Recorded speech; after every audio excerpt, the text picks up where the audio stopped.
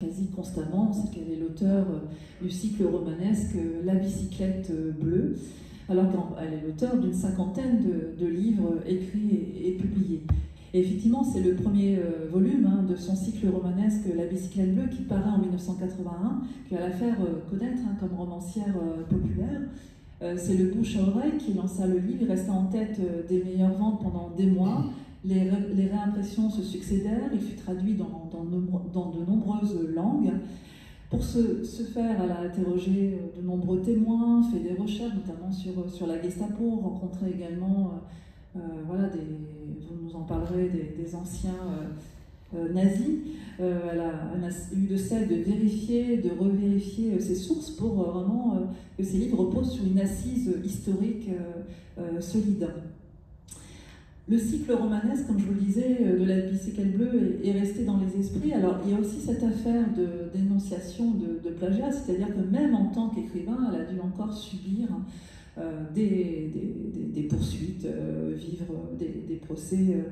Et c'est en 1888 que les ennuis commencent quand le cinéma Gaumont veut adapter l'œuvre à l'écran, qui sera effectivement adaptée au cinéma plusieurs années après avec Laetitia Casta dans le rôle titre de Léa. Les héritiers de Margaret Mitchell, l'autrice d'Autant n'emporte le vent, lui intentent un procès en France, mais aussi aux États-Unis. L'avocat de la défense de Régine Deforge donc, argumente pour montrer les écarts entre les personnages, notamment entre les personnages masculins. L'argument, c'est de dire que François Tavernier est présenté comme un authentique résistant, donc François Tavernier, le personnage masculin de La bicyclette bleue, tandis que Rhett Butler, interprété par Clark Gable, est présenté lui comme un collaborateur. Alors, la présidente du tribunal s'offusque, parce qu'en réalité on comprend qu'elle est fan d'Autant en emporte le vent, nous raconte Régine Deforge dans ses mémoires. L'écrivain, donc Régine Deforge et son éditeur, sont condamnés en 1989 par le tribunal de grande instance de Paris à verser une indemnité de 2 millions de francs et interdit l'exploitation de l'œuvre.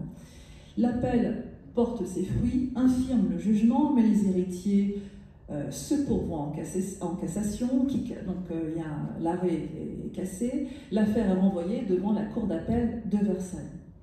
Elle explique qu'elle se sent comme allant à l'échafaud, persuadée de perdre le procès, elle sent l'animosité de l'avocat de la partie adverse, mais finalement Régine Deforge a la bonne surprise de gagner son procès après des mois de bataille. Cependant, les éditions Ramsay, comme sa maison d'édition, doivent déposer le bilan, le personnel est licencié, dans les règles de l'art, mais néanmoins le personnel est licencié, et le seul bien que l'écrivain préserve est alors son nom qui n'entre pas dans les acquis des éditions Régine Deforge. Puis ensuite, il y a une nouvelle procédure avec les éditions de Noël, des dettes qui s'accumulent, ce qui n'empêche pas d'ailleurs de continuer à écrire et à bâtir sa cathédrale romanesque. Est-ce que vous pouvez nous parler de La bicyclette bleue ? Déjà, qu'est-ce qui explique selon vous, alors pour le côté positif, le versant positif, le succès de La bicyclette bleue? En quoi est-elle une romancière populaire selon vous? Et aussi peut-être revenir sur cette affaire si vous le souhaitez. Moi, je reviendrai sur ces procès. Enfin, ça a quand même bouffé la vie de ma mère pendant 10 ans. Hein. C'était très très long. Et il faut savoir, et ça elle a toujours dit, que la première mouture de La bicyclette bleue, enfin, c'est un ouvrage de commande. C'est Jean-Pierre Ramsay qui avait demandé à différents auteurs du début des années 80 de réécrire à leur sauce des classiques de la littérature. Il se trouve que ma mère adorait Autant n'emporte le vent, aussi bien le livre que le film, et elle se dit pourquoi pas. Elle a commencé à écrire, mais ça ne lui plaisait pas du tout de faire une sorte de copier-coller, et au bout d'une trentaine de pages, elle s'est emparée du récit, et elle l'a mis à sa sauce pour écrire une histoire d'amour contrarié pendant la Seconde Guerre mondiale. Mais ça a été, elle a vécu ces procès, vraiment c'était horrible. Et puis, nous, tout le monde autour d'elle, on avait tous très peur, on était sur la corde raide. Il faut savoir aussi que les héritiers américains se sont réveillés après plusieurs tomes de la bicyclette bleue, et qu'ils n'ont pas hésité à demander à une romancière dont j'oublie le nom d'un ancien américaine, d'écrire la suite de Tourne emporte le vent sous le nom de Rhett, pour Rhett Butler, le personnage. Donc ça a été vraiment toute une famille d'arrivistes et tout, qui ne pensaient évidemment qu'à l'argent. Et le jour où ma mère enfin a gagné, je peux vous dire qu'on a fait la fête et qu'on a vraiment sabré le champagne. Julien, que pensez-vous de cette période? Alors, je crois que ce qui fonde sur l'affaire, Camille a tout dit, je n'ai rien à ajouter. J'ai été témoin aussi de ces dernières années, en fait, de la procédure, et de voir à quel point elle était stressée, affectée, angoissée, etc. Maintenant, pourquoi la bicyclette bleue?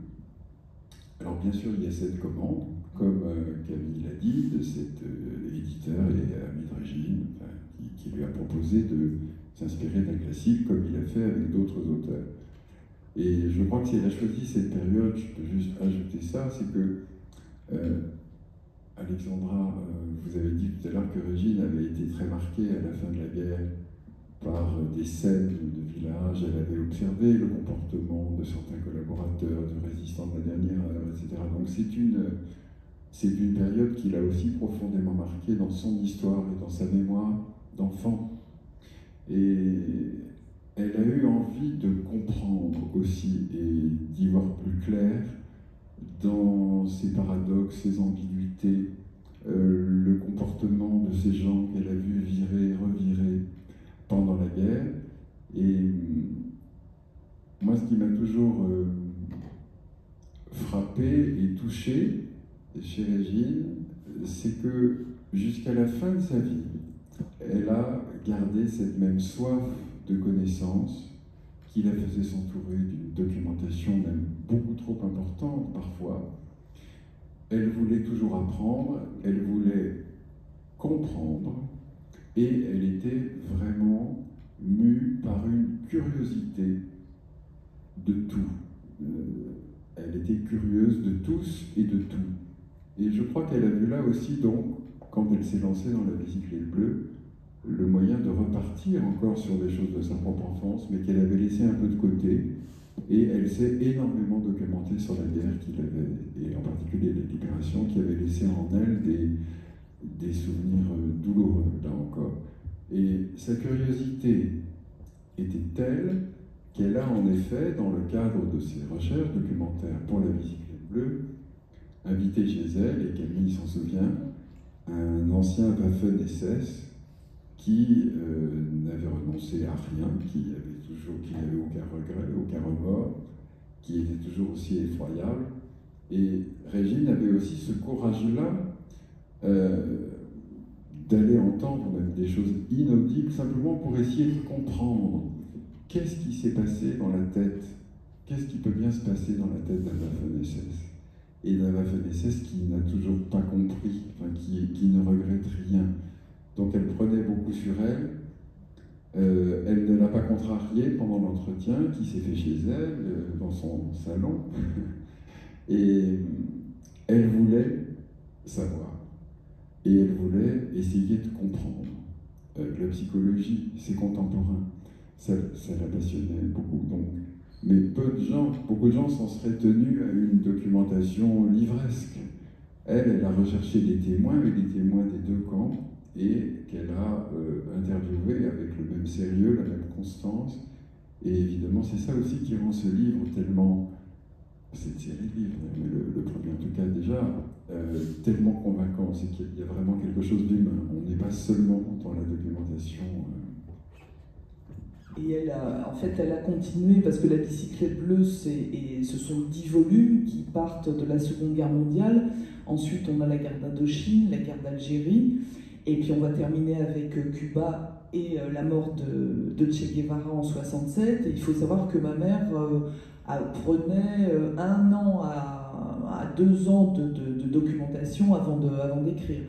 Et elle était très fière, notamment pour la guerre d'Indochine, parce qu'elle s'était évidemment renseignée sur toutes les batailles, sur Dien Bien Phu, que des anciens d'Indochine, d'anciens militaires, lui disent « Mais bravo madame, on avait vraiment l'impression que vous y étiez ».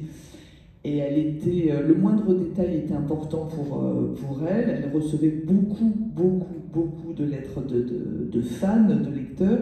Il y avait un monsieur qui lui avait dit, Madame de Forges, vous êtes trompée parce que je crois que c'est dans 101 avenue Henri Martin, vous dites que le Vichy fraise au café de Paris à l'Opéra était, je ne sais pas, de 2 francs 30 en 1942. Eh bien non, il était de 3 francs 0,5. Et ma mère m'avait dit, mais elle avait oublié ce petit détail-là, donc elle voulait vraiment que ses lecteurs se retrouvent en 1942 et puis vivent la vie des Français de l'époque. Et je pense que si beaucoup de personnes se sont retrouvées dans ces livres, c'est parce que l'époque était très bien racontée et que les personnages étaient soit touchants, soit horribles. Parce que notamment, pendant la Seconde Guerre mondiale, elle a décrit des scènes de torture très réalistes. Elle aimait beaucoup, en fait, parce qu'on se souvient, certains lecteurs ou certaines lectrices se souviennent de l'histoire d'amour entre François et Léa. Certes, elle est très importante, mais ce que ma mère adorait écrire, c'était les périodes de guerre, les périodes de combat et les périodes de violence extrême. On est presque dans un processus immersif, en fait, puisqu'elle allait même jusqu'à écouter des chants allemands, des chants nazis chez elle, pour attiser sa haine et rendre d'autant plus crédible la description. Justement, quels sont parmi les livres qu'elle a écrits ceux que vous préférez en tant que lecteur, en tant que lectrice? Est-ce qu'il y en a un que vous aimez tout particulièrement et pourquoi? C'est pas facile de choisir, mais je dirais les 2 livres qui parlent de son enfance et de son adolescence, c'est-à-dire Blanche et Lucie et le Calife volé, parce que voilà, c'est ma famille maternelle et que tous ces gens-là, je les ai très bien connus. J'ai aussi beaucoup aimé La Révolte des nonnes, qui était le livre préféré de ma mère, donc qui se passe au VIe siècle, et c'est une histoire dans le haut Moyen-Âge, et elle s'était énormément documentée sur cette période, et elle a fait découvrir là aussi à beaucoup de lecteurs un Moyen-Âge qu'on avait complètement oublié. On parle assez peu de l'orage, que je trouve qu'il s'agit d'un récit érotique très puissant, qui mêle Eros et Thanatos avec une jeune veuve qui est tellement durement touchée par la mort de son époux, qui se rend sur sa tombe. C'est un roman extrêmement puissant, et je regrette que d'ailleurs dans l'anthologie des livres érotiques, des écrits érotiques féminins qui vient tout juste de paraître, il n'y a aucunement votre maman qui figure parmi les écrivains. La féminisation a tout son sens parmi les écrivaines érotiques. Alors j'aimerais, à moins que vous ayez quelque chose... Non, j'aurais voulu aussi citer son roman « Toutes les femmes s'appellent Marie », où elle s'était attelée à un des derniers tabous, c'est-à-dire la sexualité des personnes handicapées, et ça, c'est aussi un ouvrage qui tenait beaucoup à cœur pour ma mère. Alors, je vous propose de continuer sur la partie consacrée à ses alliés, à ses amis, hommes et femmes. Donc là, on la voit avec Madeleine Chapsal, Sonia Rykiel, et à gauche, il y a Dominique Horry, l'autrice d'Histoire d'eau sous le pseudonyme de Pauline Réage. Donc elle avait des amis, elle a contribué à mettre en visibilité un certain nombre d'œuvres féminines, notamment via son catalogue des femmes avant 1960. Est-ce que Régine Deforges était, selon vous, féministe? Et si elle était féministe, de quel féminisme s'agit-il? Pour ma mère, quand je lui avais posé la question quand j'étais ado, je lui avais dit « mais est-ce que tu te considères comme féministe ?» Elle m'avait regardée comme si j'étais la dernière des idiotes. Elle m'avait dit « évidemment que je suis féministe puisque je suis une femme ». Et pour elle, c'était un féminisme, je dirais, naturel, et aussi parce que de sa personnalité, elle a toujours dû se battre. Donc elle se retrouvait dans les combats féministes pour ça, mais malheureusement, les féministes de la première heure des années 70, le MLF et autres, l'acceptaient avec réticence, puisqu'elle était, c'était une pornographe, elle publiait des ouvrages à l'encontre des hommes pour ces femmes-là. Et il se trouve que ma mère a été une des signataires du manifeste des 343, parce qu'elle avait avorté, et que son nom a été retiré à la dernière minute, justement parce que c'était une pornographe et qu'elle elle ne méritait pas, selon ces dames, de figurer sur sa liste. Et c'est encore quelque chose qui, à ma sœur, mon frère et moi, nous reste en travers de la gorge. A dénoncé notamment la misogynie de la pornographie, a dénoncé la violence du traitement infligé aux femmes dans la pornographie. Julien, par rapport à son féminisme, que souhaitez-vous dire à ce propos? Camille a dit beaucoup de choses. Son féminisme à elle, si on peut dire ça comme ça, c'est qu'elle souhaitait que les femmes soient libres et qu'elles soient à l'égal des hommes pour ce qui est de leurs droits, pour ce qui est de leurs devoirs, qu'elles aient droit à une liberté égale à celle des hommes. Et elle revendiquait aussi, elle se considérait comme une femme libre, qui en tout cas faisait tout pour l'être. Elle était très soucieuse, elle défendait farouchement son espace de liberté. Et elle s'est quelquefois, en effet, heurtée aux féministes historiques, disons, de l'époque, parce qu'elle n'entrait là encore pas dans leur schéma. Régine n'a jamais été dans le schéma de personne, dans aucun groupe, dans aucun ghetto, dans aucune... Elle était libre partout. Et par exemple, certaines féministes disaient, mais bon, vous avez des histoires avec des hommes, des histoires avec des femmes. On aurait préféré, à cette époque-là déjà, qu'elle aime moins les hommes. Et elle ne souhaitait pas que les hommes aient moins de droits ou qu'on dénigre les hommes. Elle souhaitait que les femmes aient autant de droits que les hommes. C'est-à-dire que ce qu'elle voulait, c'est aller vers le haut. Jamais, évidemment, reprocher aux hommes d'avoir trop de pouvoir. Elle voulait simplement que les femmes en aient autant. Donc c'est ce féminisme-là. Et vers la fin de sa vie, elle s'est un peu attristée de voir que ce qu'on appelle aujourd'hui le néo-féminisme soit là encore le prétexte à l'inscription de chacun dans des cases en fonction de sa sexualité, en fonction de son âge, en fonction... Comme l'étiquette de cisgenre, par exemple. Voilà, en fonction de son genre. Ça commençait, et ça c'est quelque chose que Régine ne comprenait pas. Elle disait, mais enfin, on ne s'est pas battu pour ça. On ne s'est pas battu pour que des gens soient exclus de telle catégorie ou de telle autre, pour que des gens soient jugés. C'est le contraire. On se battait pour davantage de droits et davantage de liberté, et qu'aujourd'hui, de jeunes femmes se transforment elles-mêmes en censeurs. Je ne sais pas si ce mot est féminin. C'est quelque chose qui l'inquiétait beaucoup et qui l'attristait beaucoup. Alors, du côté des hommes, justement, là nous voyons le père de Léa, qui est Vias, Pascal Pia à gauche, qu'elle a rencontré plutôt à la fin de sa vie, et François Mitterrand aussi, avec lequel elle a une complicité amicale et intellectuelle. Je voudrais en revenir à vous, Julien. Comment vous êtes rencontré avec Régine Deforges, dans quelles circonstances? Mais c'est autour de ce texte pour lequel je me suis fait arrêter. Donc un certain nombre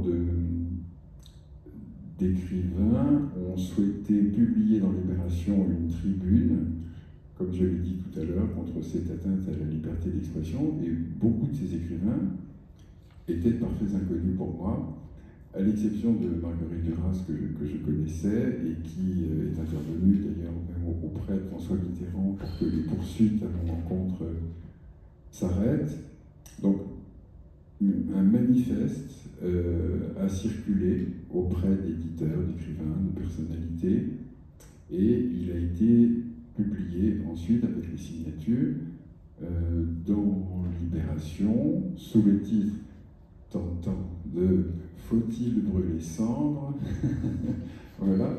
Et moi j'étais très impressionné parce que ces écrivains pour lesquels j'avais beaucoup d'admiration, mais que je n'avais jamais rencontrés, vous avez cité Maurice Blanchot, d'autres. Pour moi, c'était incroyable que Maurice Blanchot ait quelque chose pour me défendre. Et Régine faisait partie de ces gens. Donc, j'ai remercié chacun, naturellement, par un petit mot. Et j'avais des cartes de visite avec mon téléphone et mon adresse en bas. Et Régine m'a appelé. Et elle m'a dit, mais on pourrait se rencontrer, etc. Moi, je l'ai beaucoup remercié. Et elle m'a dit aussi, bon, ben, voyons-nous. Et là, elle m'a dit, êtes-vous d'accord pour publier ce texte? Mais donc, je l'ai rencontré autour de cette affaire. C'est-à-dire, alors, je l'avais vu quelquefois ici ou là, dans le quartier à Saint-Germain-des-Prés, où j'habitais moi-même. Mais on se saluait d'un signe de tête, mais c'est tout. Et donc, je l'ai vraiment rencontré en 1988. C'est l'année de notre rencontre. Voilà. Faut-il brûler Sens en référence à Faut-il brûler Jean-Jacques Pauvre? Il me semble qu'il y a un sous-texte là, non? C'était en lien avec ça, et puis il y avait le fait que je m'appelle Cendre, et que les cendres, c'est ce qui reste après qu'on ait tout brûlé. Oui, mais il y a un clin d'œil aussi à Jean-Jacques Pauvre, je crois. Etc. Oui, aussi. Et donc, voilà. Et donc, la rencontre avec Régine s'est faite comme ça. Donc, elle a été mon éditeur. Et puis, la relation a évolué, ça c'est la vie, c'est devenu une amitié vraiment très importante pour moi, considérable. Aussi une infinie tendresse, une complicité, on était d'accord sur beaucoup de choses. Quelquefois on se chamaillait, hein, c'était pas forcément une merdique toujours, parfois on n'était pas tout à fait d'accord. Je trouvais qu'elle exagérait un peu sur le plan politique, alors on avait des joutes comme ça, mais on adorait ça, et tout ça sans jamais se fâcher bien sûr. Et quand la maison d'édition de Régine a fait faillite, je ne me rappelle plus, je crois que c'est 92 ou 13 ou quelque chose comme ça, elle m'a dit, bon, mais continuez à écrire, et puis quand vous avez des choses, vous me les faites lire, etc. Donc chaque fois, je lui ai envoyé les tapuscrits, et pour chacun de mes livres, c'est elle qui a choisi l'éditeur. Donc j'ai eu un livre publié chez Stock, puis un chez Fayard, puis Flammarion, puis La Martinière. Elle me disait, appelez telle personne de ma part, etc. Ou elle le faisait elle-même. Et elle a toujours cessé d'être mon éditeur en réalité, sans que son nom apparaisse. La première lectrice et l'éditrice en somme, elle apportait ou elle me faisait porter à des gens qu'elle avait prévenus mes textes, et c'est comme ça que j'ai toujours été publié. En fait. Donc ça aussi c'est une fidélité, puis elle me grondait. Elle me dit, mais vous n'écrivez pas assez, arrêtez de faire ci, ça, etc. Vous devez écrire. Enfin, vraiment, elle jouait un rôle d'éditeur, d'ami. Il y avait quelque chose aussi de fraternel, en dépit de la différence d'âge, etc. Enfin, c'est quelqu'un qui a énormément compté, à tout point de vue, pour moi, et qui compte toujours beaucoup. C'est pourquoi, je l'arrête après, c'est pourquoi je suis un peu intarissable sur le sujet, mais c'est pourquoi quand des gens de France 5 m'ont appelé dans le cadre d'une série de documentaires à la télévision qui s'appelait Empreinte, où il s'agissait de faire des documentaires sur des personnes qui ont marqué de leur empreinte le XXe siècle. Bon, ils appelaient les gens pour faire des listes, pour voir quels étaient les noms qui ressortaient. Donc moi, quand on m'a appelé, la première chose que j'ai dite, c'est Régine Deforge. Elle a fait énormément au XXe siècle. Alors j'ai raconté première femme éditeur, etc. Et son nom a été retenu. Ils m'ont rappelé pour me demander si je serais d'accord pour collaborer à ce tournage. J'ai écrit, et j'ai immédiatement accepté. Et je suis allé voir Régine et je lui ai dit, je crois que j'ai enfin trouvé comment vous dire merci. Parce qu'elle avait tellement fait pour moi, et je ne savais plus. Vous savez, quand les gens font tellement de choses pour vous, on ne sait même plus comment... Et aujourd'hui, vous continuez à remercier maintenant. Je la remercie toujours. On a fait ce film, et voilà.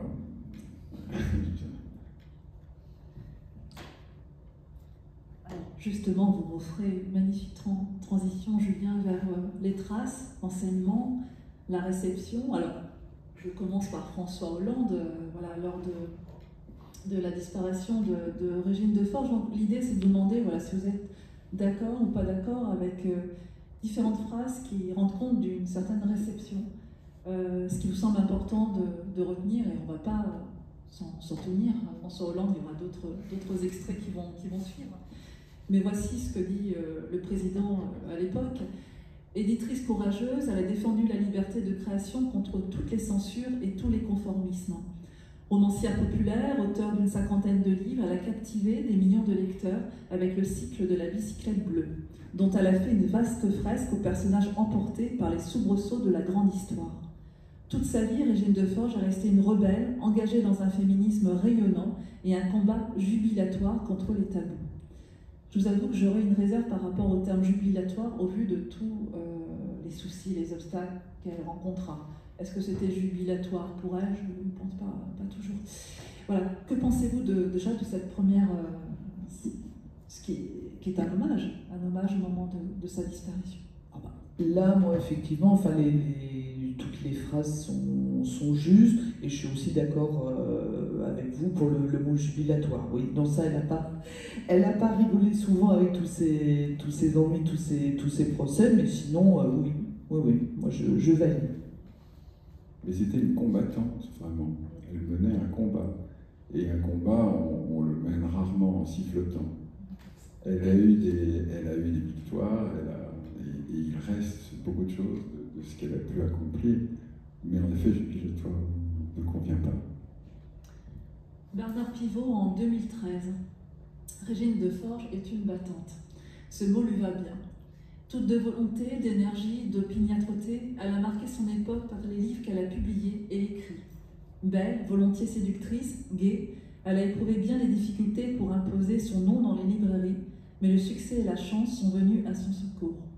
On l'imagine résolument optimiste, toujours sûre d'elle, jamais inquiète de ses audaces.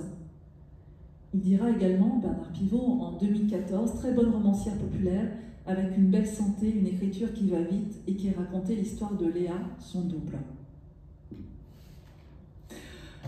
Alors là, moi, du coup, je suis plus d'accord avec la première partie, sauf toujours sûre d'elle, jamais inquiète. Non, ça non. En fait, ma mère ne montrait pas ça, elle montrait effectivement toujours la figure d'une forte femme, et moi, nous savions comme elle écrivait avec ses tripes, qu'elle pouvait se rendre malade à force d'écrire, elle était...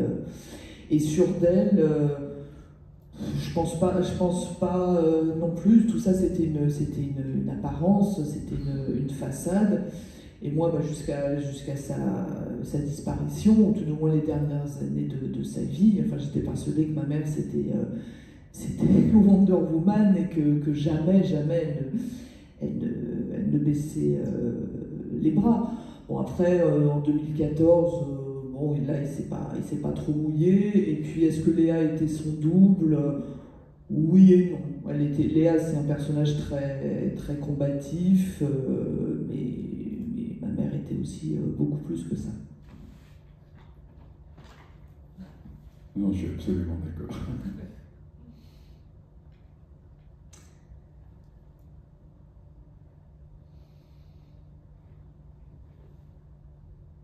Voilà, pour un florilège aussi de petites phrases recueillies à différentes sources. Féminisme rayonnant, combat jubilatoire contre les tabous, on vient d'en parler. La rousse la plus célèbre de la littérature française, selon France 3, actualité nationale. Romancière célèbre avec un ton très libre, voire libertin, ce qui est extrêmement discutable également. Elle avait décidé de se venger dans le même documentaire. Elle continue de provoquer par une centaine d'ouvrages érotiques. C'est une provocatrice, elle ne se décourage pas, bien au contraire.